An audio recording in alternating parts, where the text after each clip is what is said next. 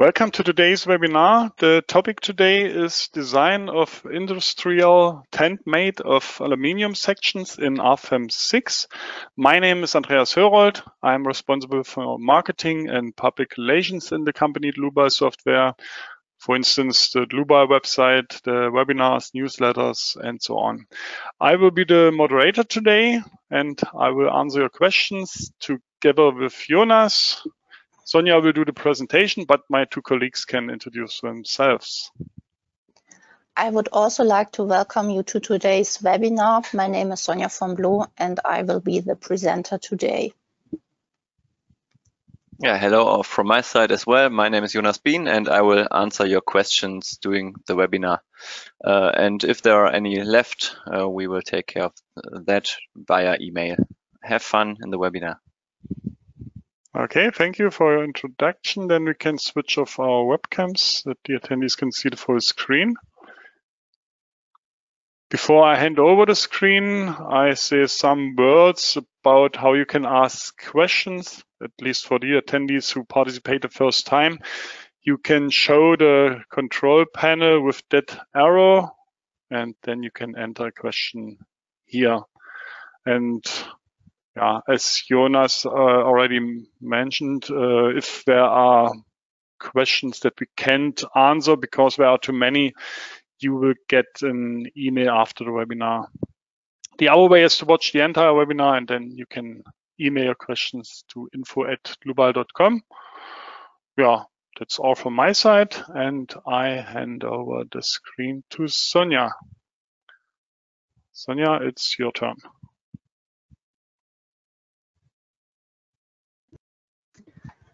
The topic of this webinar is the modeling and dimensioning of an industrial tent made of aluminum.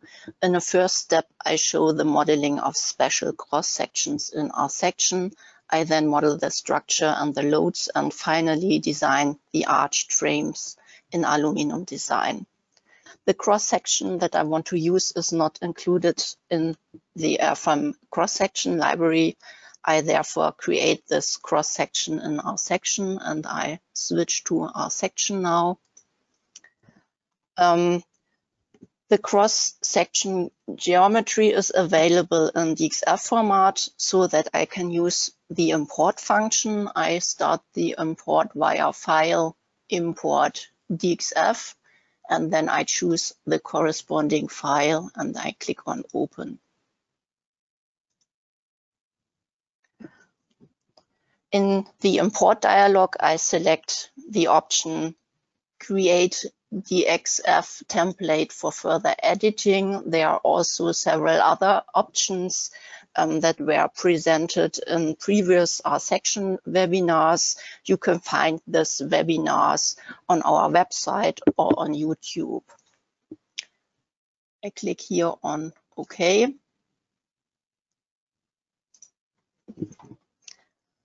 I first create the part using the function select boundary. For this, I have to assign a material to it. I want to use this aluminum material.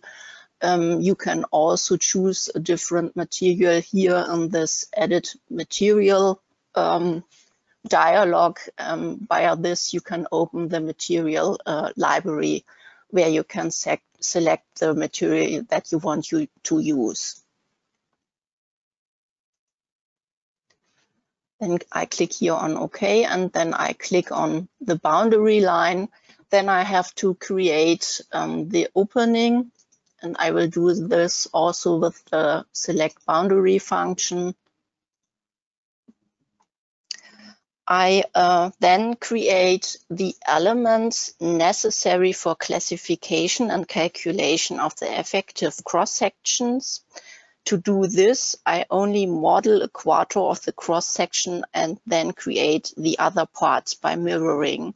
For this, I use a function that you can find here, create center elements between parallel lines. And I only have to click on the parallel lines and the element will be created. I will do this for the flange, for the web and the arc. Then I will modify this arc a little bit, and I will divide the straight elements with an intermediate point. Click here on OK, and then I will delete the unnecessary elements.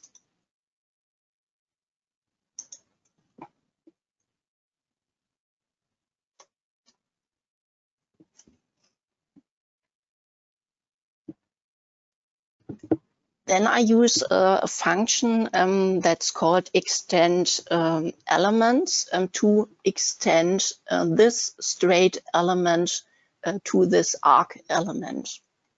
To do this, I right-click on this element, and I choose here this function extend trim element. Here you have several options. I choose the option to next element line, and then I have to define the element side to modify. The element side to modify is shown. I can show you this here in the navigator display. You can here show the element orientation, and you see here these arrows, and the big side of the arrow is the start, and the other side the end of the element. Okay, I call this function again, extend trim element, and then here I choose to next element line, and I have here to modify the start. And if I click on OK, then this element will be extended. Then I have to connect the two elements. I can do this via this function connect lines elements. And now you can see it here on the elements. These elements are divided, and the element show have now the same point, so that the elements are connected. Now I have to extend the other straight element to the arc. I will do this in the same way. Extend trim elements. Then I select to next element line, and here I select the start. Okay. And here also I have to connect the lines and elements. I will do this via this function, and now all elements are connected. Then I have to mirror these elements, and for this I select first the elements, and then I call the function mirror selected objects. I want to create a copy. I want to mirror about the z-axis, and now I have to choose the point. I will do this here in the graphic, and then I click on OK.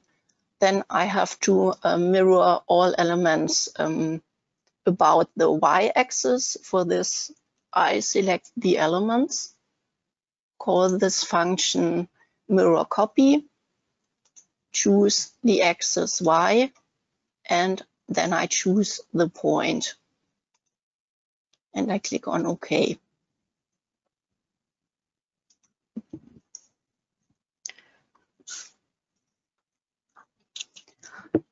Now I want to check the base data.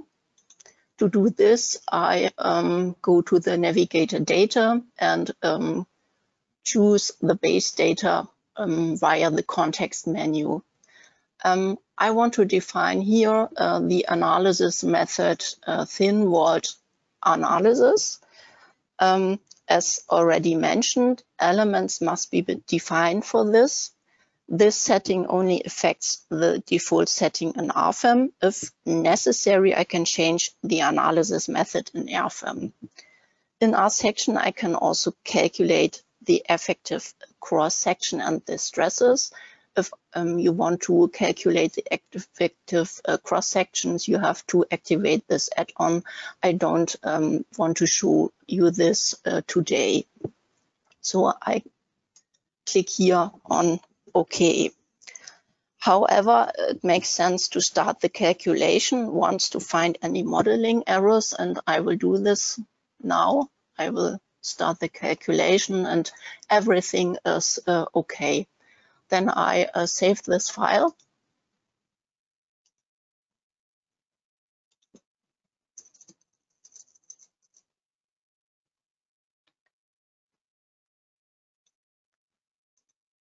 Click here on save, and then I can go to RFEM.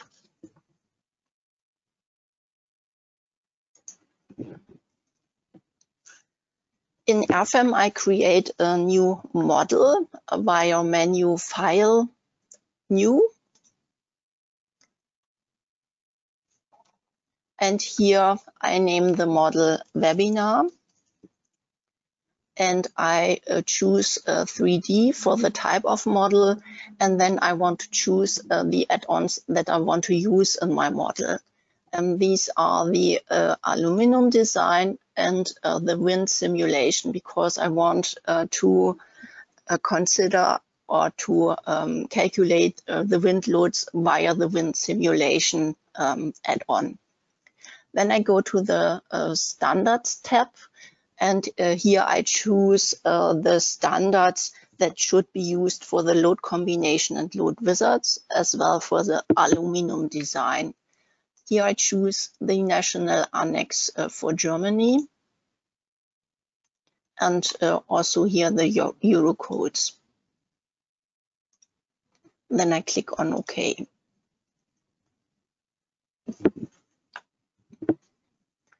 I set then the working plane YZ, and here the view in X direction.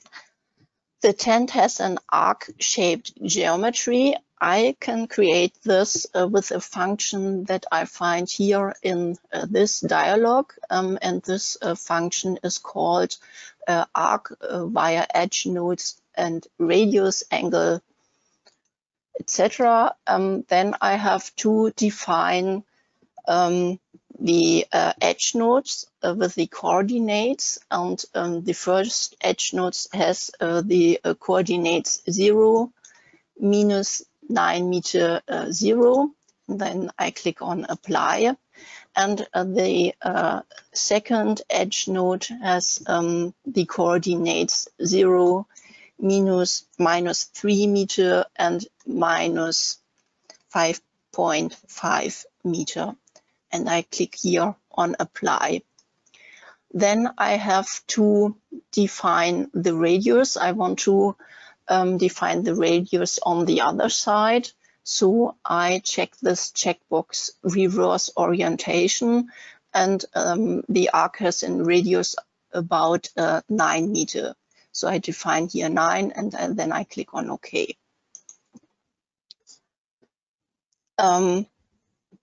I divide the arc into 3 intermediate nodes. To do this, I right-click on this arc, and I choose here this function divide line, intermediate nodes, and here I choose or define 3 intermediate nodes, because I want here create straight members between these nodes. I don't want to define arched members. Then I delete the lines, and I create the straight members. For this, I choose here the function new single member. And this member has a member type beam, and then I have to define the section. to do this, I create a new section, and I open the section library, and this is a section that I have already created in our section. So I go here to from our section, and I choose this cross section.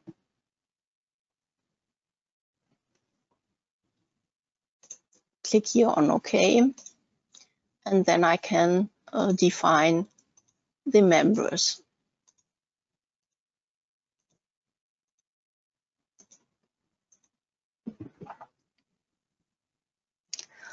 If you need to create such arch structures with straight sections more often, you can also create a block for this.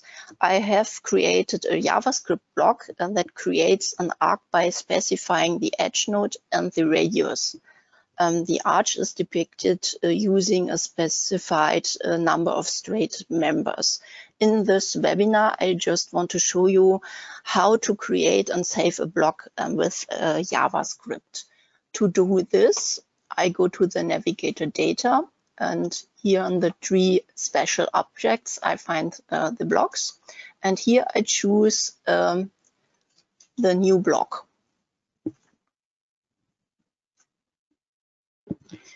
In the JavaScript tab, I can define the script directly here. And it's also possible to load my JavaScript file using the Open JavaScript file button. I will do this. Here's my created JavaScript file. I click on Open, then I apply this JavaScript, and then I want to save this JavaScript as a block. To do this, I go to Save as Block, and then I have to give the block the name, and I name this block Arched Beams. I have to do also a block categorization to find this block in the block manager. I choose here the model category beams and arched beams. And then I click here on OK. I now want to show you how you can find this block in the block manager. I delete this already created members before, and then I go to the block manager. And here in the arched beams, you can find here this block that I have created. A double click open then this block, and here in this structure tab, it's possible to choose the working plane, to define the radius, it's about 9 meters, and to define the edge nodes P1 and P2. I will do this. Edge node P1 has the coordinates 0, minus 9 meters, and 0. And the second edge node has the coordinates minus 3 meters, minus 5.5 meters. And then I can define the number of members. And I want to create 4 straight members. For this, I choose here 4. This point 6 that you can see here is the center of the arc. Then I have to define the section. It's already defined. It's the section that I have created before, and then I have to create the member type, and it's from member type beam. Then I click on OK. and I then explode this block into its individual objects. To do this, I open the navigator data again, and I choose here this function explode.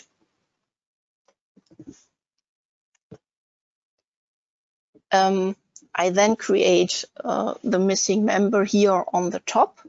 The rich node has the coordinates 0, 0, -6 meter, and for this I create here a new single member with member type beam and section from R section.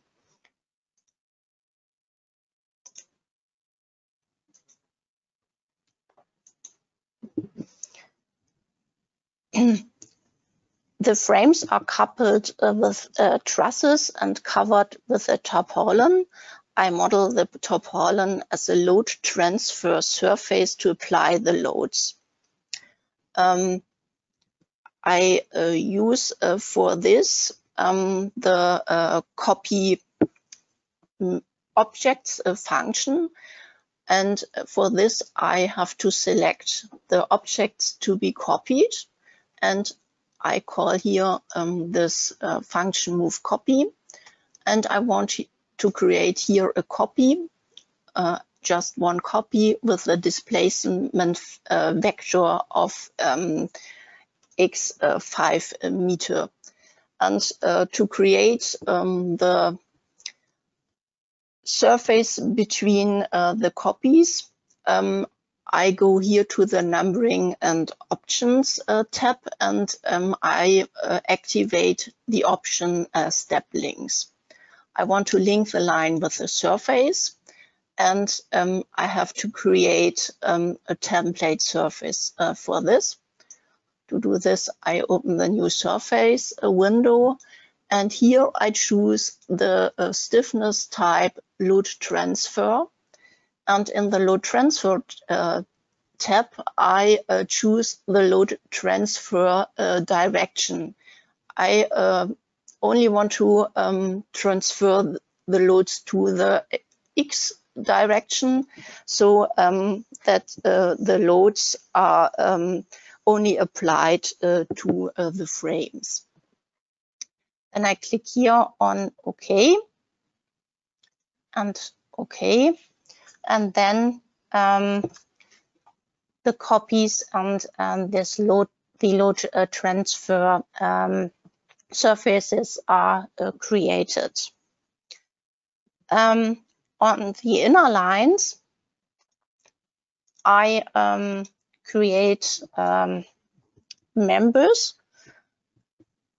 and to do this I open here the edit lines window, and I activate this checkbox member, and then I have to choose the member type, and the member type should be a truss member, so I choose here a truss.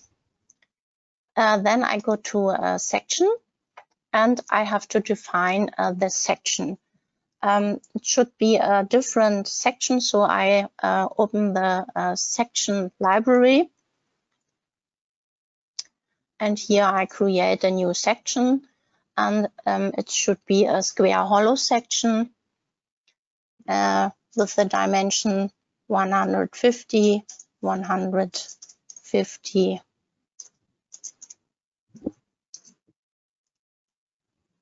10.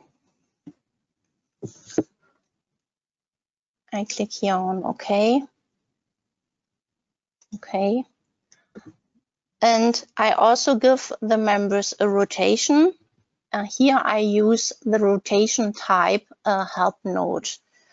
And I select then the center of the arc as the help node.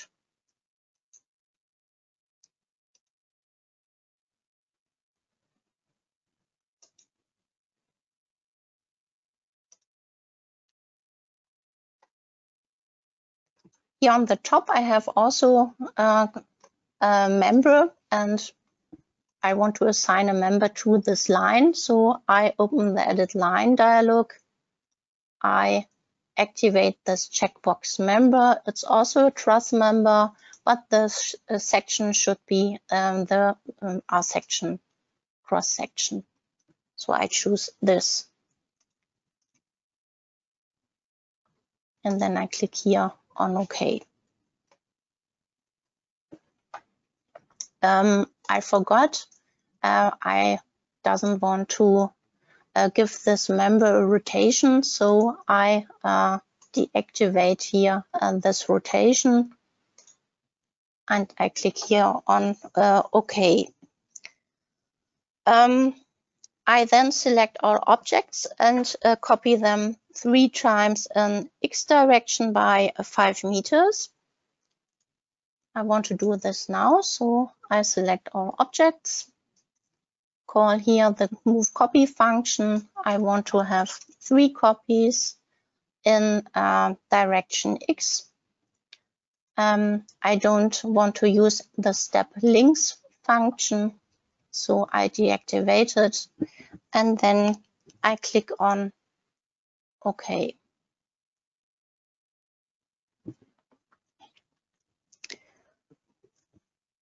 I then define a brace with a tangent member type here on the end of this tent hole. And for this, I create a new single member. And I choose here the member type tangent. And I define a new section for this. I open the section library again. I open here the bar sections, and this should be an R20, and material should be a steel material. To do this, I create a new material. I open the material library, and here I choose a steel S235.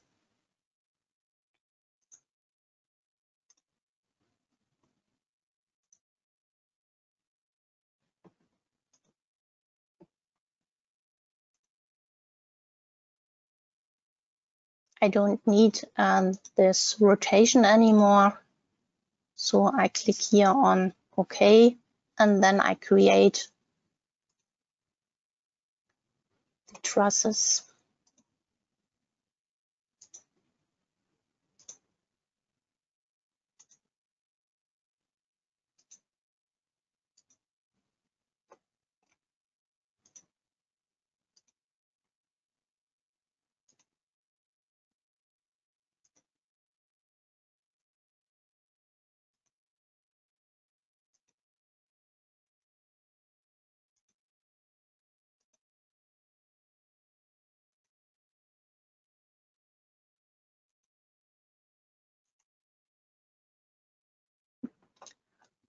Okay.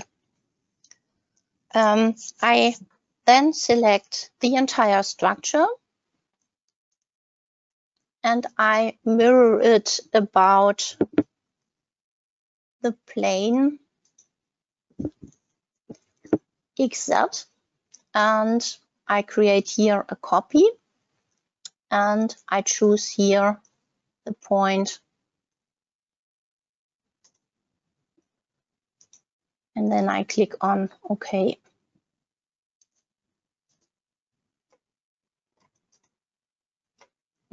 Okay, now the columns with type beams are still missing, so I will create them. To do this, I call this function new single member, and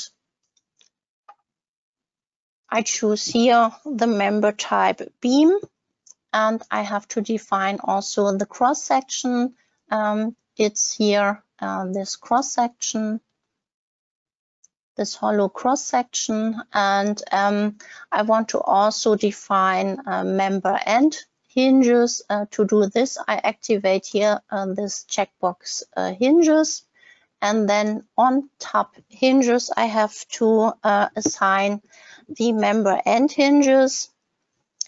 and I create here a new member end hinge in phi y and phi z direction. So I click here on OK, and then I create the columns.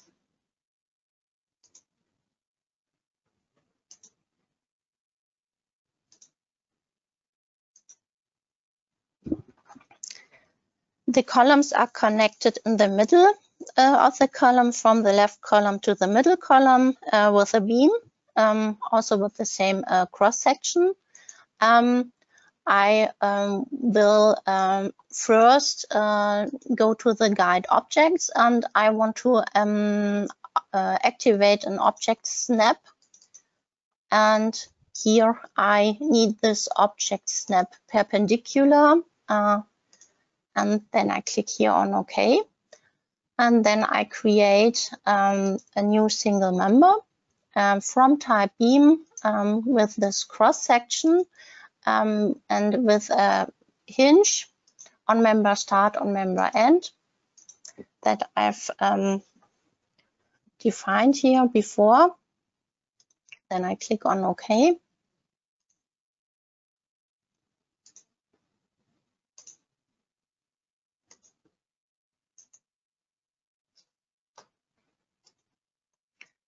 And then I have to copy this column to the other end of the tent hall. To do this, I select all columns, and then I call the function move copy. I want to copy it only once, and I have to define the displacement vector. And I click here on OK. I then create load transfer surfaces on the front sides. For this, I create a line first here on the bottom.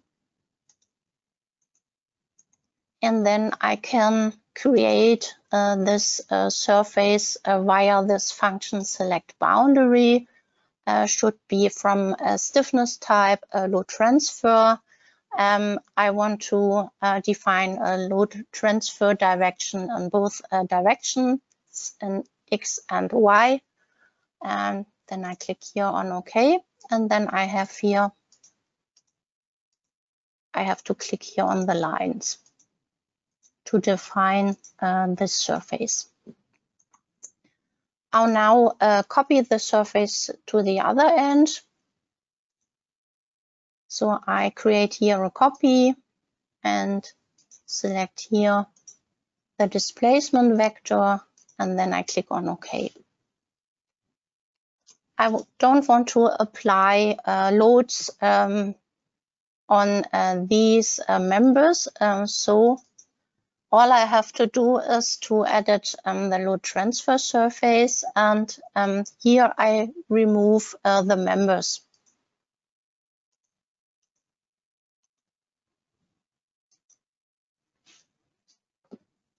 Same on the other side.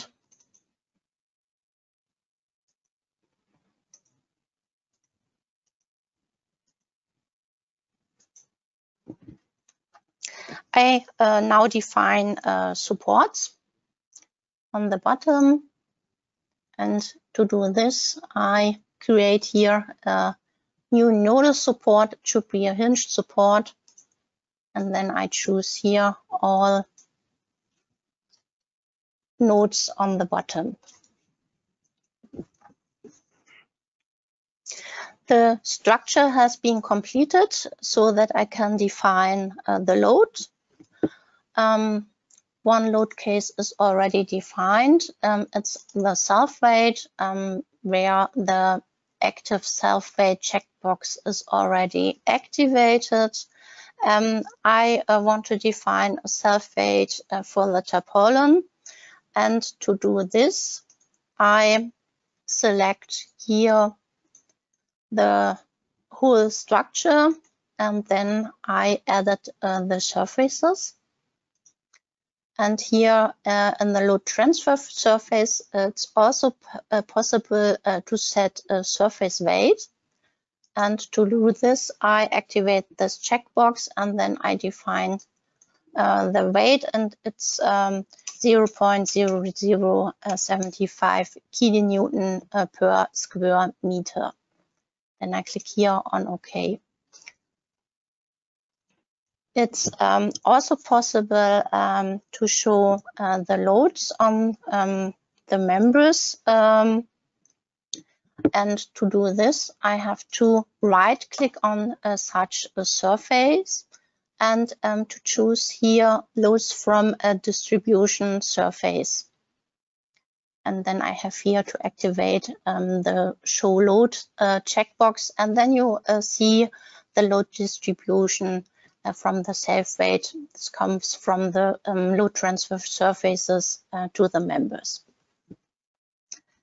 Furthermore, snow loads must be defined according to Eurocode 1991, Part 1.3. Cylindrical roofs must be proven for undrifted and drifted snow loads. I want to show you this in a slide.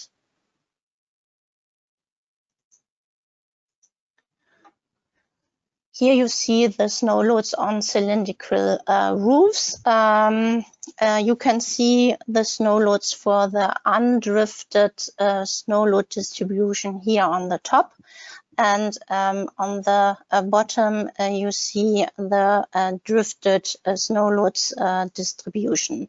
The snow load may be omitted on roofs with a roof pitch greater than 60 degrees. I want to define these snow loads now in RFEM. So I go back to RFEM, and then I create a new load case for the undrifted snow load distribution. And it has the action category snow. Then I click here on OK. And I then determine the roof pitches. For this, I use here this function slope. And I now see, okay, here the roof pitch is greater than 60 degrees, so no slow load has to be applied on these surfaces. But here on the second member, you see here the snow load is less than 60 degrees, so you have to apply here the snow loads.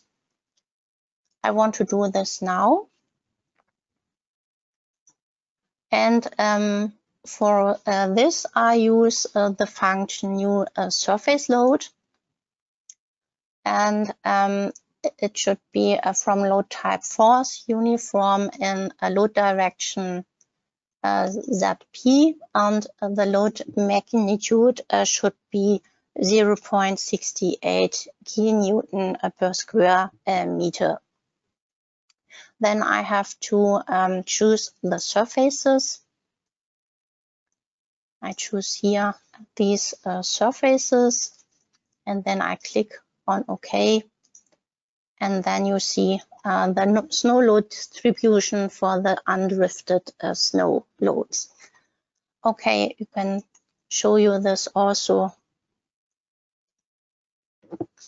in this way. Okay, then I want to apply the drifted snow loads. And for this, I create an additional load case, new load case, snow drifted.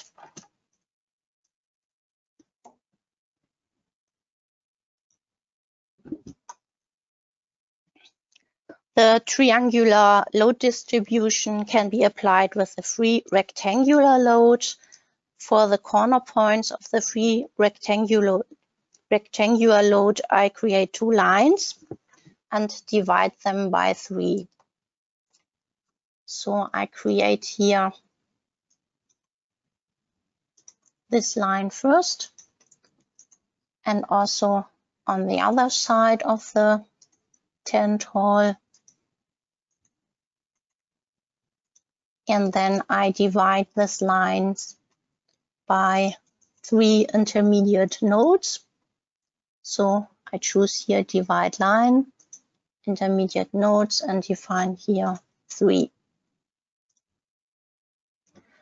Okay. Then I define the loads. Here I insert loads, 3 rectangular loads. And load distribution is linear in y direction. Load direction is ZP. And load magnitude is 0 kilonewton per square meter and 1.7 kilonewton per square meter. Then I have to define the corner points of the rectangle, and I will do this now.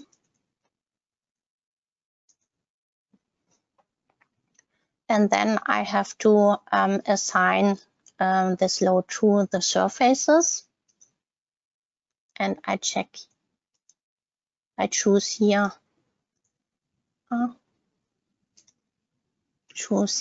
these surfaces.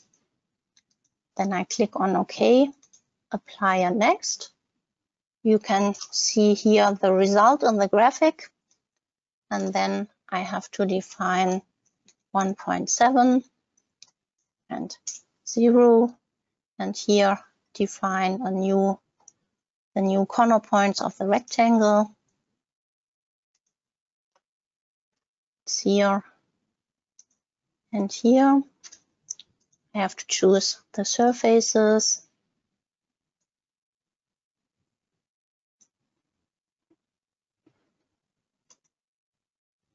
Apply it next.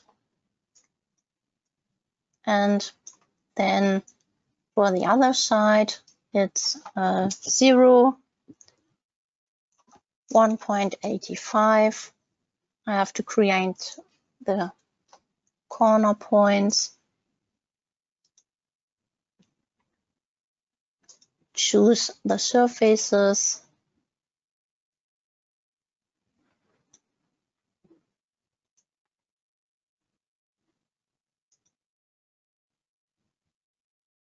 Then 0.85, 0. Define the corner points. It's here and on the opposite side. And then assign the surfaces.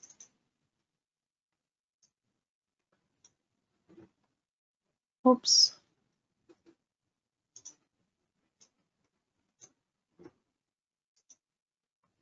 And then I click on OK.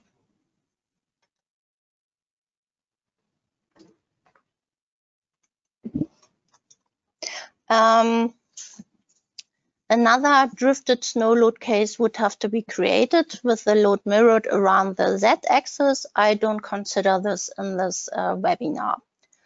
The wind load, as already mentioned, should be determined using the wind simulation program. For this purpose, I'm creating a new wind simulation load wizard. I go here in the navigator data and load wizards,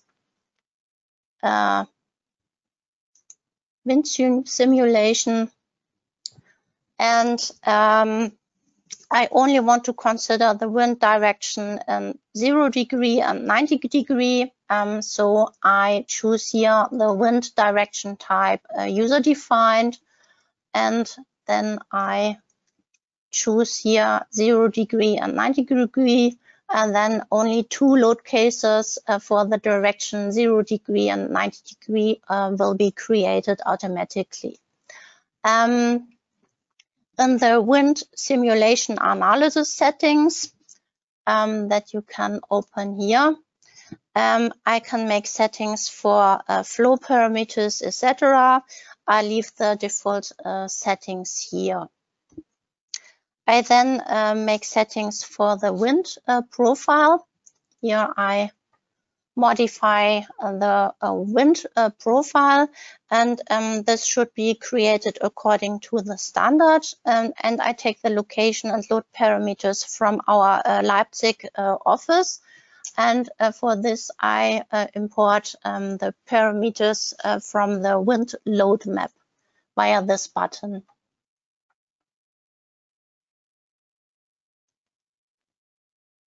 Here I enter the location.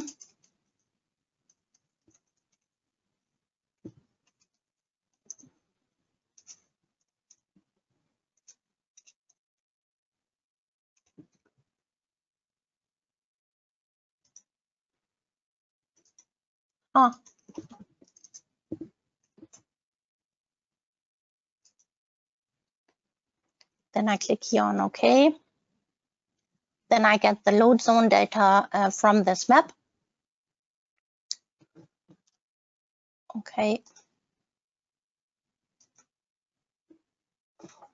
And you can see here 2 load cases are defined with 0 degree and 90 degree. You can see here also the wind load direction, 0 degree and 90 degree.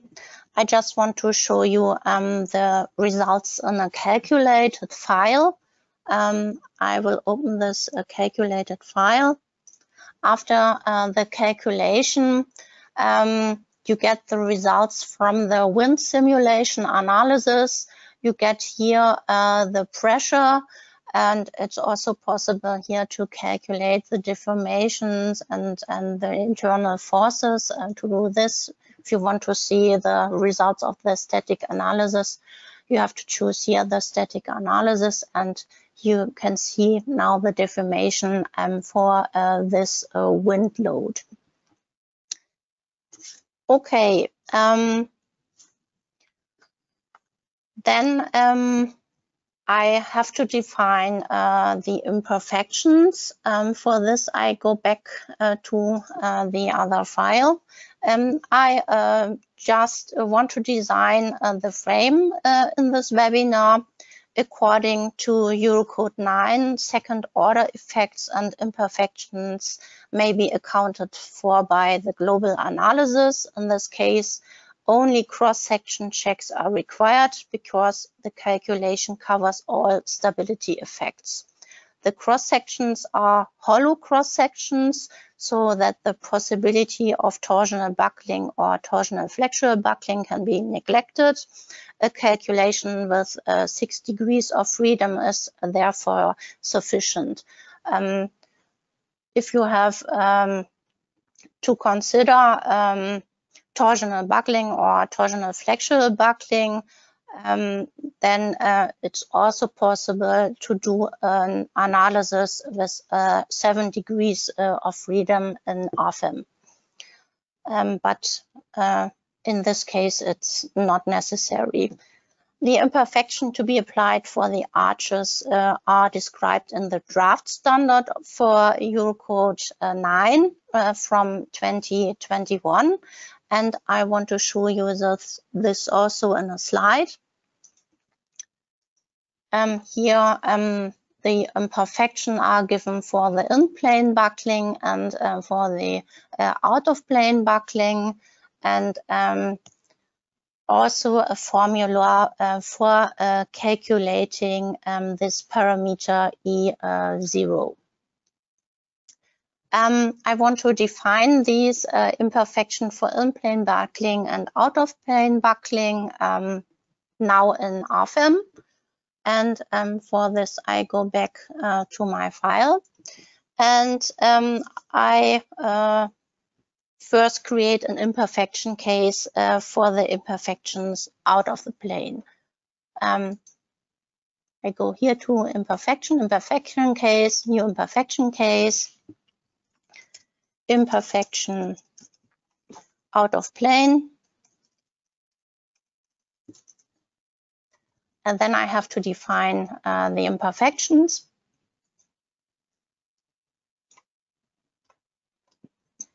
and I go here to local imperfections, and then I create new member imperfections.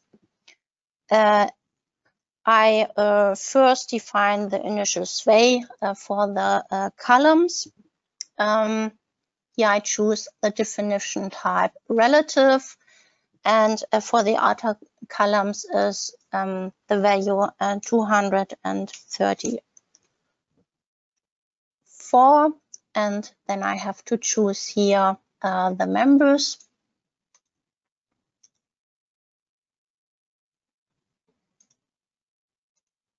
I have to define the imperfection direction. I want to define it related to the global coordinate system, and here I choose the imperfection direction XL. Then I click here on apply next. Then I have to apply or to define the imperfection for the middle columns, and here the value is 245. I choose here the members. Oops.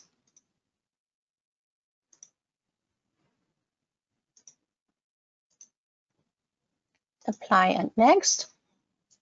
And then I have to define the initial bow. The initial bow for the frames is 125 millimeter. For this, I choose here the imperfection type initial bow, absolute 125 millimeters, and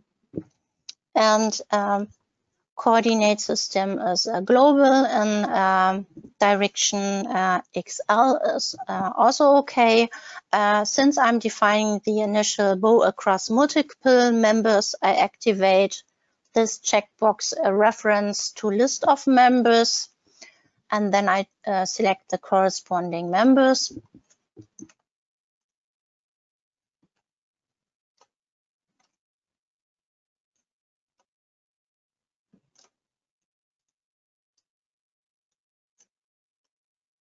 Click here on apply and next.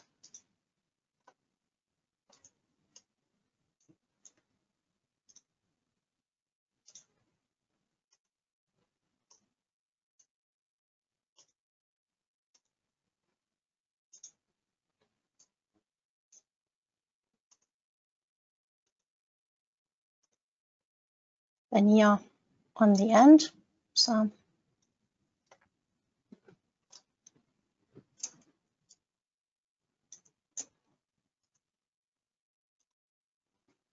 and okay. Imperfections out of plane are now complete. I now define the imperfection in plane. For this, I create a new imperfection case, imperfection in plane.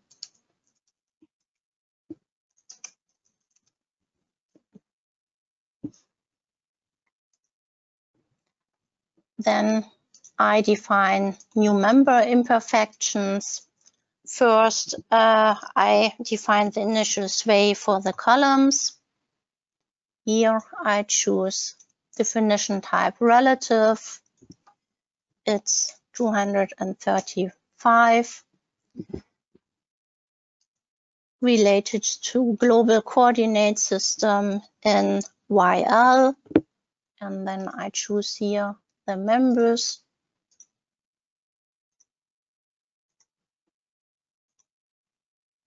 Apply and next. And then 245 for the columns in the middle. Okay, apply and next. The initial bow for the frames is 47 millimeters in local Z or minus Z direction. For this, I choose the imperfection type initial bow, manually absolute, 47 millimeters in local Z direction. Since I'm defining the initiable across multiple members, I activate once again this checkbox reference to list of members, and then I choose here the members.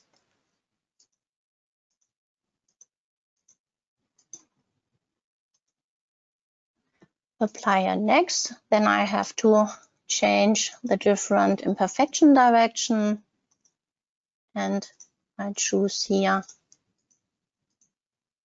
these members, and then I click on OK. It's also possible to copy imperfections, and I want to do this now, so I select the imperfection to be copied first.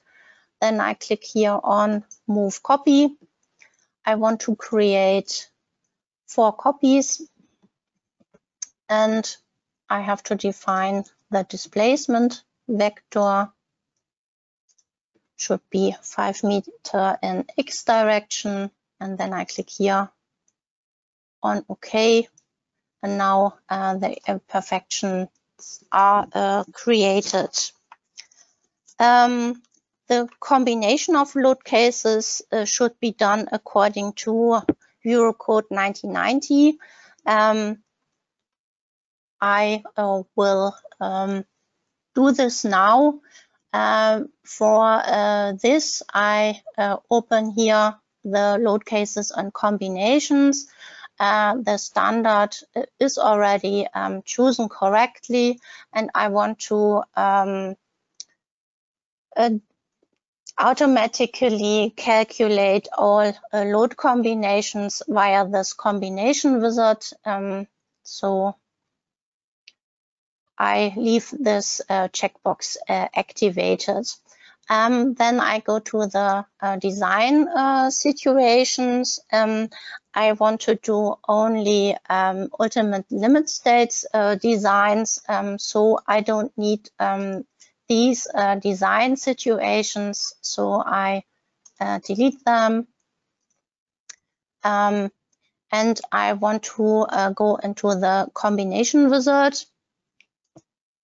and I check here the settings. Okay, static analysis settings. The load combinations are created based on a second order, and the imperfection cases are considered. This is okay. So I can go to the load combinations, and now the load combinations are created. Okay. The structure is now complete, so that I can make the settings for the aluminum design. And to do this, I first go into the ultimate configuration. I open here the ultimate configuration, and here I deactivate this checkbox perform stability design, since all stability effects are already included in the calculation. Therefore, only cross-section checks have to be carried out. Okay. Then I open the tables for the aluminum design, and here I choose the members that I want to design. I only want to design the frames, so I deactivate this checkbox design all, and then I select here my frames.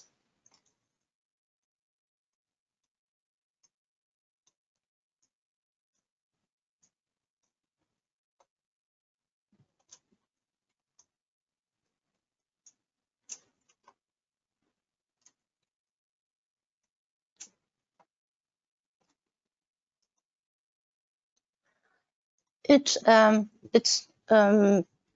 also possible to do the design here for these members, but then I have to define the imperfections for them. So I only want to design these arched members, and then the defined imperfections are enough. Okay.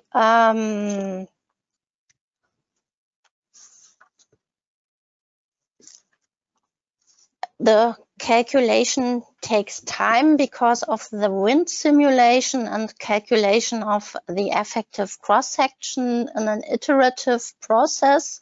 I therefore show the results in a calculated file. I open now this calculated file. Here I've already shown you the results for the wind simulation. Now I want to show you the results for the aluminum design. Here I don't want to see, I just want to see here the section, cross sections, and I want to see here also the values. In the table here below, the numerical results are shown of the design. To display the details of the calculations, you have to double click on the corresponding row, and then it opens the design check details. You can see here the formulas, and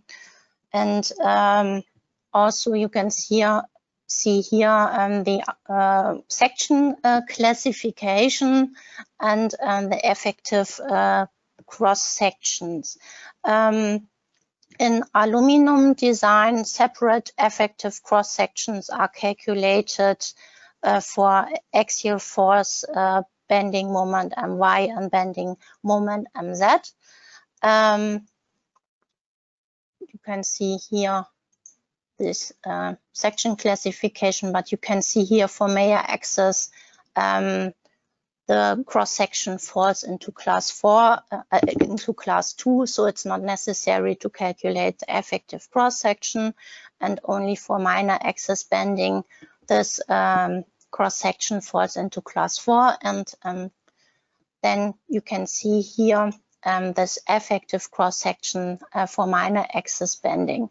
It's also possible to see this effective cross section and the stresses graphically. To do this, you can open here the diagram in section, and here you have to the possibility to see the effective section due to minor axis bending, and you can see here the thickness of the web is reduced. You can also see that here the design check ratio is below 1, so that the cross-section checks and the stability checks are fulfilled. That brings me to the end of the webinar. I now give the floor back to Andreas. Okay, Sonja, thank you for the nice presentation. Before I would like to show all where you can find the recording, models and PowerPoint slides, the DXF file and so on, I would like to invite you to just book your free online appointment, such as a product demonstration or something like that. Or if you want to get a non-binding offer from our sales team, just contact them with that link here, or you can scan the QR code. And you can find all in the PowerPoint slides. I turn to the website, dlubal.com. And under news and events, you can find the webinars, where you can also find the webinars of the next weeks. That's the webinar of next week, stress analysis of STEM models. Then in the next year, we begin with the FAQ webinar, and so on. In the end of January, I present the news in RFEM 6 and RSTAP 5. Okay, I click on today's webinar. I have to scroll a little bit down. It's here. So in the next days, you will get an email with a link directly to that page, and then you will find the recording in the middle here. You can already download the presentation slides or the DXF file or the models. Okay, that's also all from my side. Thank you for your attention. Thanks to Sonja for the presentation. Thanks to Jonas for answering the questions. Yeah, if we don't meet each other in the webinar next week, I wish you a Merry Christmas and a Happy New Year. And I hope we meet each other at least in a webinar next year. Bye-bye.